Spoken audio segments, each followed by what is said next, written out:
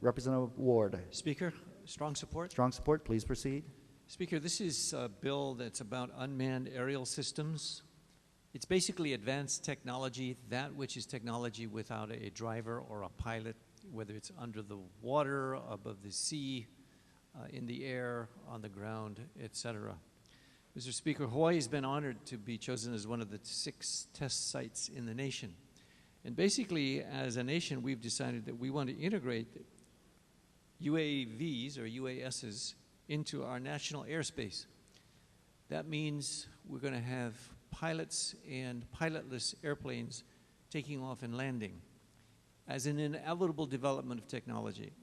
Mr. Speaker, I see this as an inevitable development from the Industrial Revolution to now, where men and machines started making everything. Now machines are making machines, and now machines, still with man directly, though remotely behind, are now with these transportation mechanisms.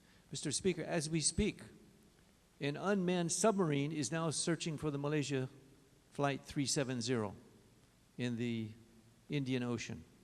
Can you imagine people being able to do that and the expense? These are cost-saving and investments that Hawaii as a test site are going to make. Inevitably, the UPS planes are going to be flying here, probably not too far in the future. FedEx also with pilotless crews.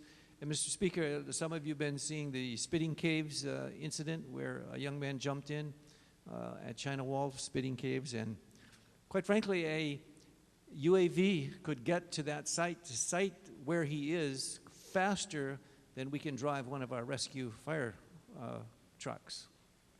So search and rescue, first responders, they're going to be using this a lot. And later on we have a bill regarding red fire ants, finding out where they are, detecting them. There's multiple uses that we are going to be using at this test site. But this bill essentially puts a small appropriation out, so it creates a chief operating officer for this test site, and it has a test site advisory committee, advisory board that's going to watch over this test site. So what they do is closely monitor.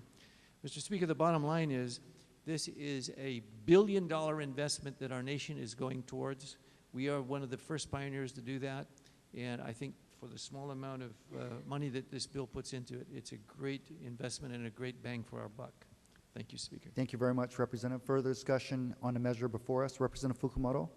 Thank you, Mr. Speaker. Reservations, but request to insert written comments. So please. ordered. Thank you very much. Representative McKelvey. Thank you, Mr. Speaker. Reservations, So please. ordered. Thank you very much. Representative Thielen. Thank you, Mr. Speaker. I have serious reservations about this. The federal government has established an unmanned surveillance system. We're now going down the same path. I think there should be better protections in it for the privacy of people in our state. Thank you. Thank you very much, Representative. Further discussion, Representative Oshiro. Mr. Speaker, with reservations, and may I have the words of the prior speaker from Kailua entered into the journal as my very own. So Thank ordered. Thank you very much, Representative. Representative Evans. Thank you. Same request as previous speaker. So ordered. Thank you. Thank you very much. Further discussion, members. Speaker? Representative Ward, second time. Not so much a retort or a defense, but just for an explanation. These are not drones, and I know the popular media and what's going on in Afghanistan has unmanned aerial weaponized planes going here, there, and everywhere. Mr. Speaker, that is not what this is about. Right now it is illegal to have any unmanned aerial vehicle other than a model airplane in the state of Hawaii. The federal laws in the Congress now are being made as we speak. This is something where I feel like I'm talking about the horseless carriage when the steam engine was going to take everybody's pony and saddle away. And this is like scary. And admittedly, there are things that are going on that are scary in technological, particularly privacy issues.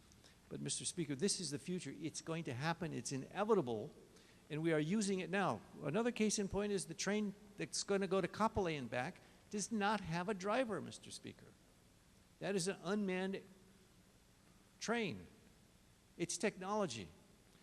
Google has a driverless car that's gone over 400,000 miles in California and Nevada.